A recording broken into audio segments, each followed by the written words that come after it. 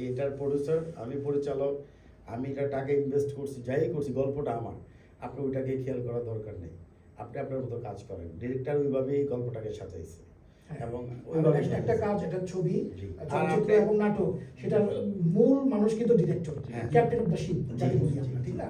তো ডিরেক্টর তো উনি নন, ডিরেক্টর তো নিয়ামুল। একজন প্রফেশনাল একজন মানুষ। হ্যাঁ, ওনার অনেক নাটক আছে এবং আমি ওনাদেরকে ধরাবান্ধা কোনো কিছুই রাখি নাই এবং ওরা খুব আমার সাথে এনজয় করে কাজ করছেন, আমিও করছি। এবং অধরা খান যে, উনি খুব ভালো মানুষ। ইমন, ও খুব অন্যরকম একটা ছেলে। আমি মনে করি আমার সাথে একটা ফ্রেন্ডশিপ, খুবই ভদ্র একটা ছেলে।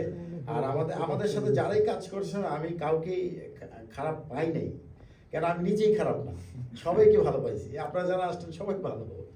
আচ্ছা, এটা কি বলা সম্ভব যে কত বাজেটের এই নাটকটা ছিল? বাজেট আসলে আমি এখনো, এটা তো আমার একটা ইমোশন নিয়ে কাজ করা, আমি আসলে ক্যালকুলেট করি নাই।